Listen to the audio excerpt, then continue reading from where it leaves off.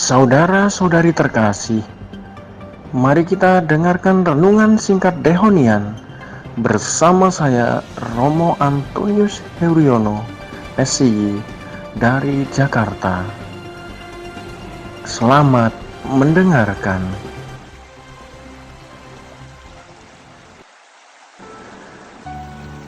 Saudara-saudari yang terkasih, mari kita awali hari baru ini dengan mendengarkan Injil Yesus Kristus menurut Lukas bab 6 ayat 12 sampai 19.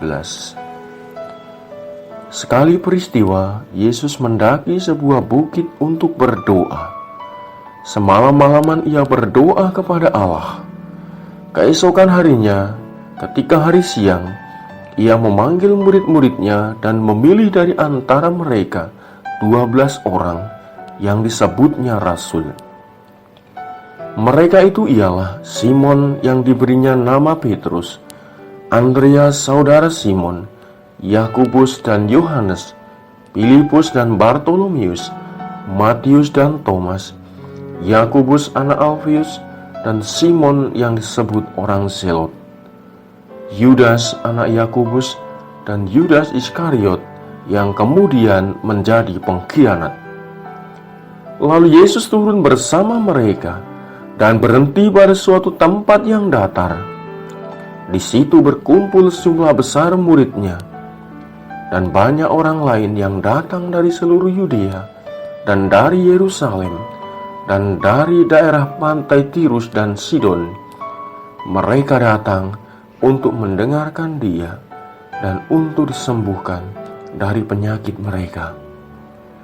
Juga mereka yang kerasukan roh-roh jahat mendapat kesembuhan, dan orang banyak itu berusaha menjamah dia, sebab daripadanya keluar suatu kuasa, dan semua orang itu disembuhkannya. Demikianlah Injil Tuhan. Terpujilah Kristus. Saudara-saudari yang terkasih, marilah kita merenungkan sejenak Injil yang baru saja kita dengarkan hari ini. Saudara-saudari,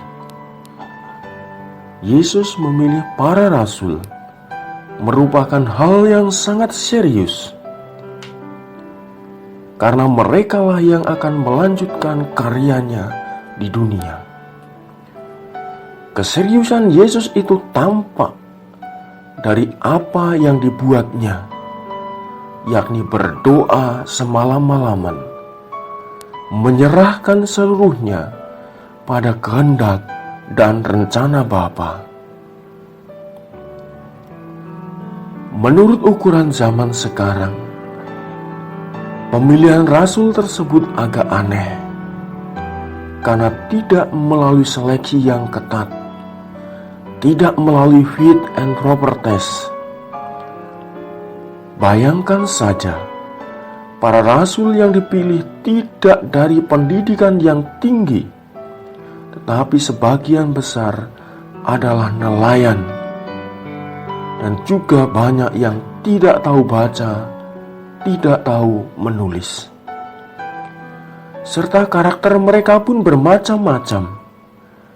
Ada yang kasar, ada yang keras, ada yang kurang percaya, dan lain sebagainya.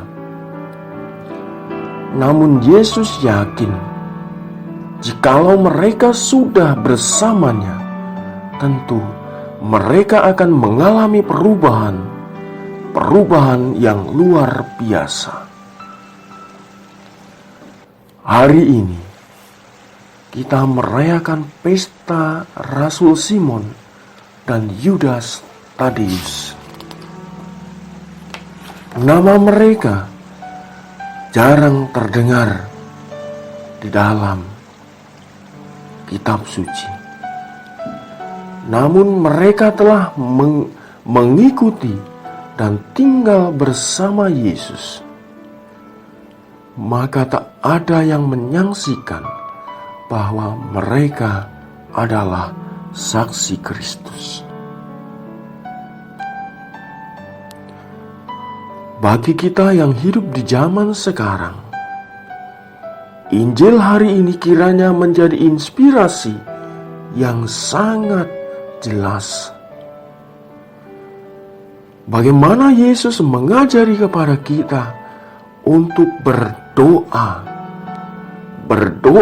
dalam menghadapi peristiwa-peristiwa penting dalam hidup kita. Membawa dalam doa setiap kita hendak mengambil keputusan, berarti kita menyerahkan seluruhnya pada rencana Allah. Hal ini menandakan bahwa kita adalah manusia yang rapuh, manusia yang membutuhkan pertolongan Allah sendiri dalam mengatasi, dalam mengambil keputusan yang penting dalam hidup kita. Melalui doa kita juga membuka diri untuk diubah seperti para rasul yang berani berubah setelah mereka dipanggil oleh Sang Guru, yakni Yesus sendiri. Kita harus berani mengikuti Yesus dan tinggal bersama Yesus, supaya dengan demikian kita dimampukan untuk menjadi pewarta ajarannya di tengah-tengah dunia di mana sekarang kita ini tinggal dan hidup. Pertanyaan bagi kita adalah, apakah kita selalu ingat dan selalu membawa dalam doa setiap pergumulan hidup kita? Karena di dalam doa itulah kita menumbuhkan harapan akan pertolongan dari Allah, pertolongan yang memampukan kita untuk semakin beriman dan percaya akan rencana dan kehendak Allah dalam hidup kita. Ataukah sebaliknya, kita merasa mampu dan tidak melibatkan Allah dalam hidup kita, seolah-olah Allah tidak ada. Saudara-saudari yang terkasih, kiranya inspirasi Injil hari ini menjadi berkat bagi kita semua, menjadi contoh dan teladan agar kita hidup dalam damai dan kasih Tuhan, menyerahkan seluruhnya pada rencana Allah. Berkat Tuhan menyertai kita semua. Amin.